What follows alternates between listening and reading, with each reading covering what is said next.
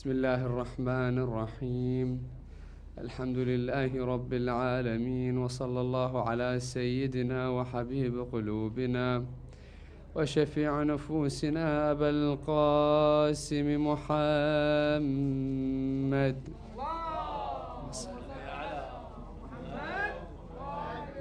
على آل بيته الطيبين الطاهرين المعصومين لا سيما بقية الله روحي وأرواح العالمين لتراب مقدمه الفداء.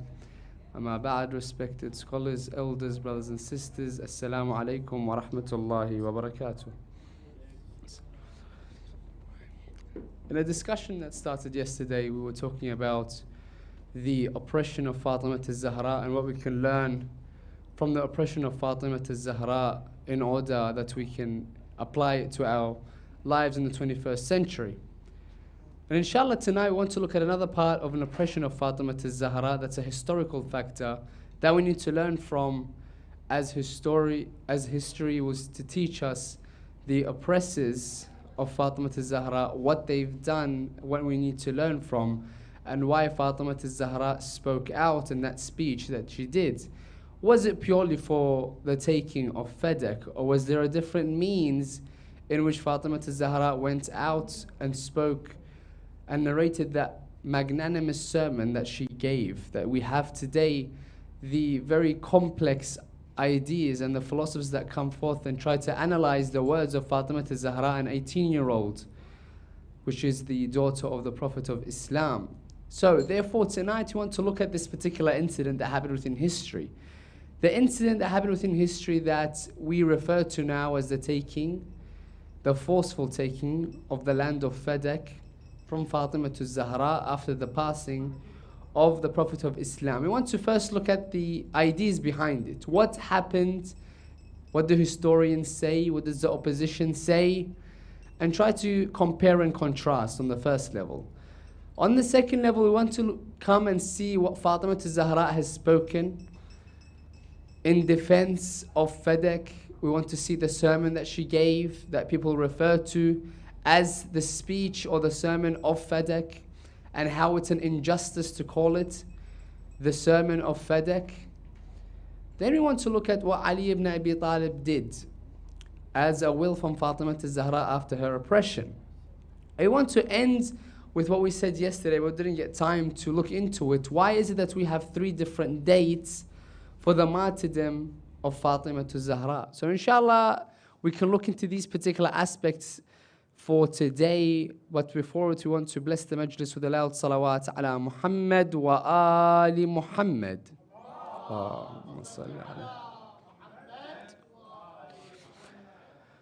So when the historians come and look at the aspect of Fadak, the incident of Fadak, the oppressive stance of Fadak against Fatima al-Zahra, one needs to know the background knowledge of Fadak. What was Fadak? How was Fadak given? What we need to learn from the Prophet of Islam. What did Allah subhanahu wa ta'ala teach the Prophet in order for him to tell us and teach us? So we find, when we first, in a very brief stance, because we want to look at the actual oppression of Fadak rather than the background as to how he attained Fadak and how he gave it. But in a brief summary, in order to know the future, we must first and foremost learn the past. So Rasulullah sallallahu alayhi wa alihi wasallam, as we know, is given 2 types of, let's say, bounties or bonuses from either wars. Either we find a war proposal where people will fight amongst themselves to gain a particular wealth, let's say. People will refer to it as war booty. That which you gain after a battle is spread equally amongst the Muslims. Then there's another thing, which is a diplomatic statement before the war starts. You can end it there and then by having a diplomatic solution. One of these wars is when Ali ibn Abi Talib went out and was to gain a particular war stance, and the people had a diplomatic solution in which they gifted the Prophet of Islam this land which we know nowadays as Fadak. So it's a gift for the Prophet of Islam rather than being a prize that someone gained from a battle that occurred. So therefore the Jews at the time said this is a gift for the Prophet of Islam no one else. And that's when the Prophet of Islam took this particular land. And then Jibreel comes down and says to him, and remember, or give to those that are near of kin that which is due. And that's when the Prophet began to ask a question, please elaborate. And he says, give Fadak to Fatima to Zahra. Because we know Khadija gave everything to this particular religion. And we know the famous statements which tell us that if it was not for the wealth of Khadija or the sword of Ali ibn Abi Talib, Islam would not be what it is today, nor would it have risen in the first place.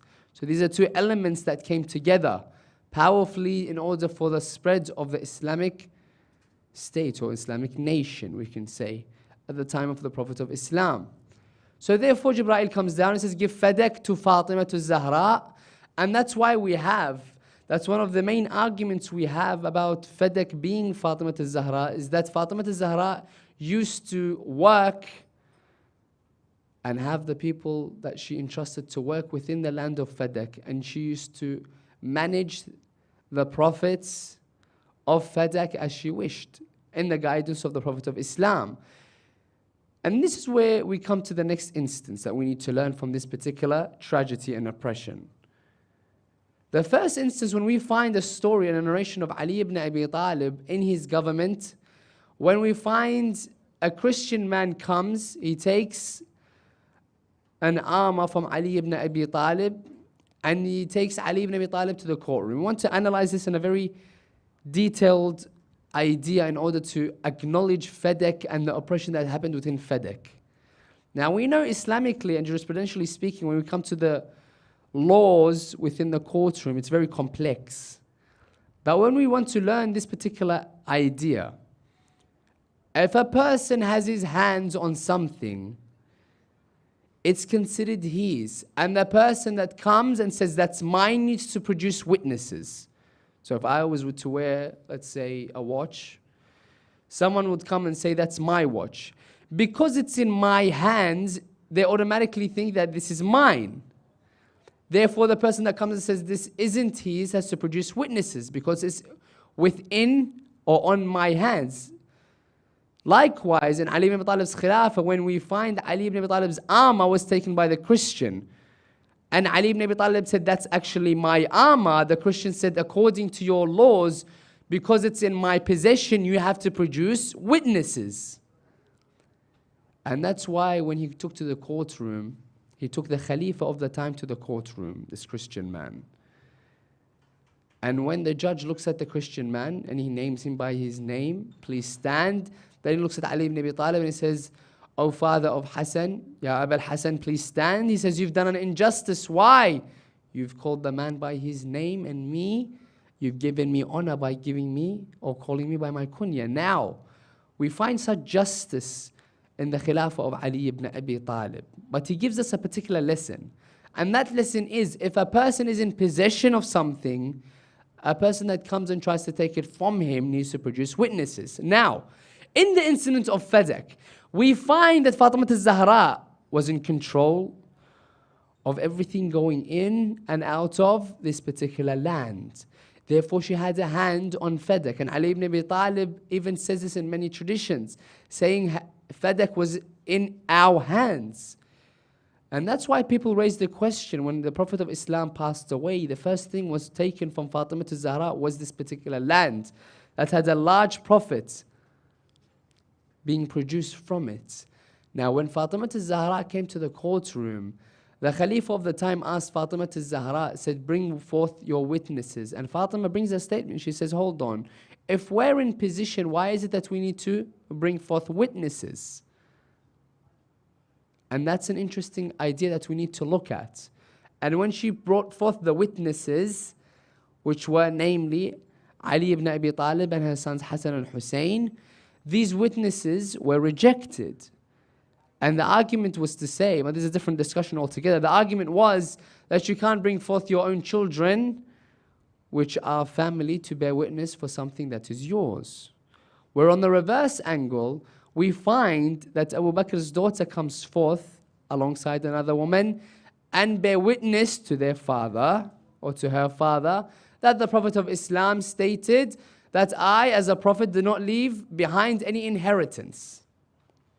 So on Fatima al-Zahra's side, we find that a person cannot bear witness to something if it's his own kin. However, when it comes to the first Khalifa, when it comes to first kin, it's acceptable. So you see the scales are always tilted. Some stuff that they say can only apply to Ahlul Bayt, but doesn't apply to anyone else. And that's why we find the tip in the balance. The controversy, the controversy that surrounds this. How is it that you can apply something for someone else, but not for yourself and your own nearest of kin? Now, the second idea that we need to explore is when Fatima al-Zahra comes out, people, and this is where people start to differentiate in their ideologies, in their thoughts. Many people come towards the religion of Islam and the religion of Ahlul Bayt when they look at this particular incident. And the incident is, and they say to themselves, either the first Khalifa has taken something which isn't his. So either Abu Bakr has taken something by force which isn't his. That's one end of a scale. And the other end of a scale is what? Is that the daughter of the Prophet of Islam is asking for that which isn't hers. So either the Khalifa of the Muslims at the time is being oppressive to the daughter of the Prophet and taking something away from her which is rightfully hers, or the daughter of the Prophet of Islam, the greatest man to walk this earth, is lying. Wal-'iyadhu billah. So people were in two particular stances. Do we take the side of the Khalifa of Islam, technically, saying that he's taken something illegitimately, or do we believe that the daughter of the Prophet is lying? And that's why many people sided with the daughter of the Prophet, because of many traditions of the Prophet of Islam.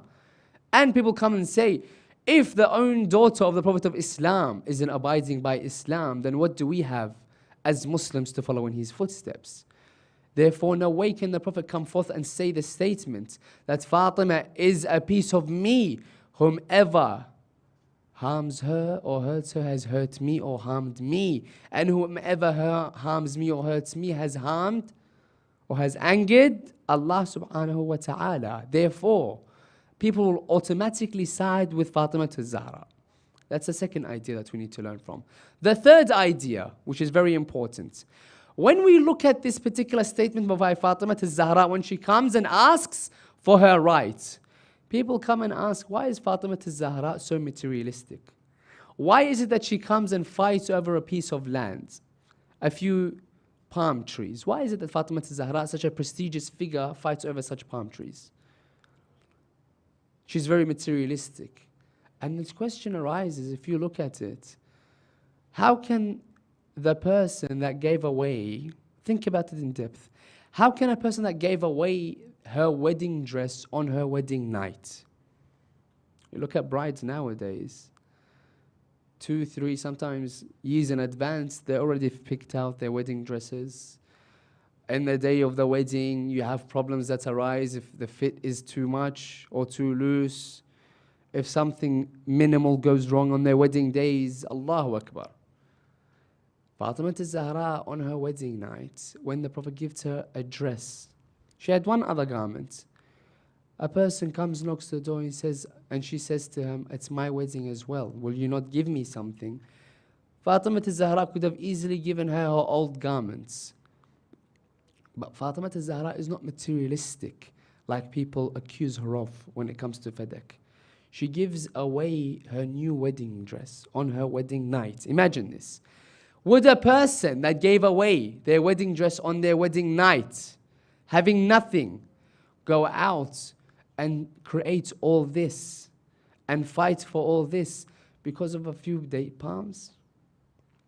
For a piece of land, for money? The daughter of the Prophet of Islam, would she go out and fight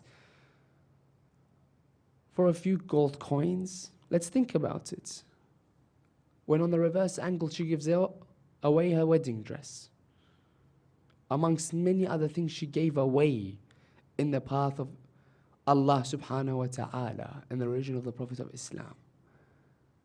Now, people begin to question that. Then why is it that she fought for this particular land?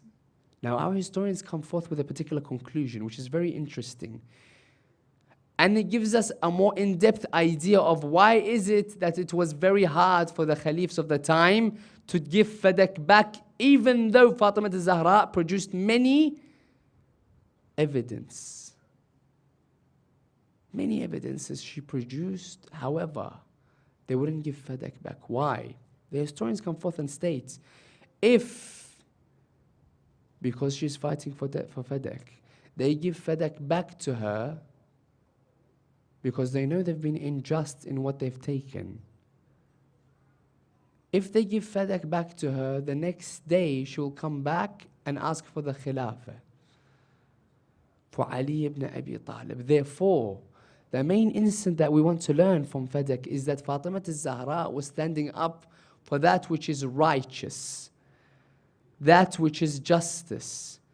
And if she can prove that to them, being the caliphs of the time that have unjustly taken the Khilafah of Ali ibn Abi Talib, if she gets the rights back for Fadak, she can easily gain the rights back towards the Khilafah of Ali ibn Abi Talib.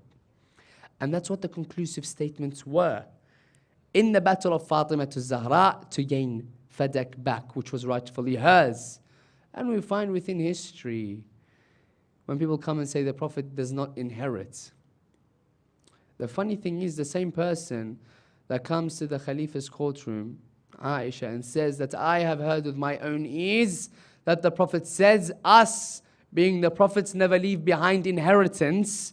She goes to the third Khalifa, Uthman ibn Affan, and she says, Uthman, where is my inheritance?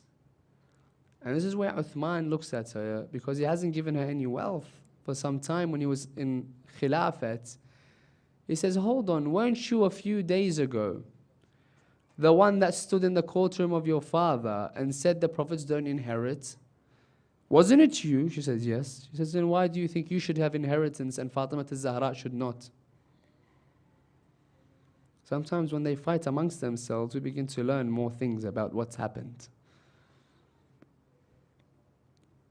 So she goes out and she writes that statement after she puts the shirt of Rasulullah out, and she says, kill Na'thala, for he has kafar, as she says, اقتلوا نعثلة فقد كفر. From one side, she was pushing for it. From the other side, when she doesn't get what she wants, Uthman is a kafir. It's a very interesting statement when we learn this. And that's why Fatima al-Zahra, when she died, why is it that we don't, till today, have a grave for Fatima al-Zahra? Ali ibn Abi Talib, you know that we never knew his grave until later on in the Imam's times. Generations passed, no one knew where Ali ibn Abi Talib was buried. Fatima al-Zahra in her will says, I don't want my oppressors to ever come to my grave, nor know its location, nor come towards me when you're carrying me towards my grave. And all this oppression, and Ali ibn Abi Talib was silent. All this oppression. However, when the next day after Fatima al-Zahra was buried, when the people came and said, where is Fatima al-Zahra? Ali replies by saying, I have buried her in the night. And he made, in narrations, 4 different graves for her in Baqiyah. The people came and said, we're going to open up these graves. We want to find Fatima al-Zahra, pray on her and put her back in her grave. And that's where we find that Ali ibn Abi Talib, after all his patience, stands up. After all his patience, he says, he goes back home, wears his war garments. Look at this particular tradition. It says, when people said, we want to open up the graves to see which one is Fatima's, he goes where his war garments, comes back, and he says, anyone moves 1 stone from these graves has me to deal with. And that's why the very known person comes and says to Ali ibn Abi Talib, I'm be the one that will take her out of her grave, pray on her and put her back. And when we have the tradition, he holds him by his garments and he throws him on the ground and tells him, He says, if you step one step towards these graves, I will irrigate these sands from the blood, or from your blood. I'll irrigate these lands. There's a firm stance that Ali ibn Abi Talib has that people always overlook. Yes, he was silent because it was a wasiyah from the Prophet of Islam to not speak out. To not speak out in order for the adhan to continue. Remain silent. However, there are particular red lines that the Prophet told him. Don't let them cross those lines. And that's why we need to learn from Fadak when it was traveling from one hand to another, from the Umayyads to the Abbasids, until Umar ibn Abdul Aziz gave it back and it was taken away again. It's a very interesting statement when Imam Musa, Harun brings him into his courtroom. And he says, we have many arguments about this land of Fadak. Can you pinpoint where Fadak is so we give it back to you? Imam Musa, he's thinking to himself, well, he's a Khalifa of the time. Many of them said they'll give it back. I can tell him. But Allah subhanahu wa ta'ala instructed him to do what? He says, pinpoint the parameters of this land of Fadak. So he pinpoints the parameters of the Islamic empire. And he says, this all is Fadak, instilling what? That Fadak isn't a piece of land that we're just fighting over. The fight of my grandmother Fatima al-Zahra is for that of Imamat. That of guardianship of this message of Allah subhanahu wa ta'ala. The continuing aspect from the Prophet of Islam and the guardians after him for this holy and sacred message. And that's why we have, on an ending note, why we have 3 different dates for this great lady. 3 different dates we have. A person in the houses by the name of Sheikh Ja'far Kashif al-Ghita, he has this particular analogy that he gives us that we need to learn from. He says, I woke up one day and I thought to myself, why do we have 3 different dates? We have history, we have knowledge, we have much in our books. We have ulama, we have the Ahlul Bayt, we have everything. We are great power now. He says, why is it that we have 3 different dates for Fatima al-Zahra? So he sent himself on a quest or a journey to find the actual martyrdom date of Fatima al-Zahra. And this great sheikh, he finds a date for Fatima al-Zahra as martyrdom. Once he found the date for Fatima al-Zahra as martyrdom, he's about to narrate this particular date. When he's about to narrate it, he's writing up the date and producing it to the people so everyone knows. His wife comes to him. She tells him, Sheikh, what's between you and between Fatima al-Zahra? He says, there's nothing between me and Fatima al-Zahra. How do you know about that which I want to achieve? She says, Fatima al-Zahra came to me in my sleeps yesterday. And she told me, tell the Sheikh to leave that which he has endeavored to achieve. And when I asked her why, she replied by saying, oh, tell the Sheikh, do you find it too much that people remember me 3 times in a year? Do you find it too much when even a grave I do not have? So we find in a beautiful statement that Fatima al-Zahra knowingly, of one of the oppressive statements is that we know that Fatima al-Zahra doesn't have a grave. We were to remember her in 3 different occasions, and we'll never give her that which she deserves. We can never remember her enough for what she stood for, the message that she tried to protect. Inshallah, if we have time in the future nights, we want to look at the oppression when people call her particular speech the speech of Fadak. It's an oppression in itself, the speech of Fatima, to be subjected to such a small issue or a piece of land. So inshallah, we can learn from tonight that Fadak, when taken in an oppressive manner, Fatima al-Zahra aimed to speak out against the oppressors, not in order for a few coins, not in order for a few palm trees. Fatima al-Zahra is much greater than that which people perceive her to be in a materialistic world. Fatima al-Zahra seek to protect the message of Islam and to acknowledge and allow people to acknowledge the true wilaya of Amir al-Mu'mineen and the Khilafat of Amir al-Mu'mineen Ali ibn Abi Talib. And that's what we need to learn in the depth of Fadak. It's a very vast subject that we need to explore in more detail. But inshallah for tonight, we have a very brief overview of the oppressive state that Fatima al-Zahra was in after the martyrdom of the Prophet of Islam. Inshallah we end on that note. I want to bless the majlis tonight by reciting a Surah Al-Mubarakat Al-Fatiha, but before it, 3 of your loudest salawat ala Muhammad wa ali Muhammad.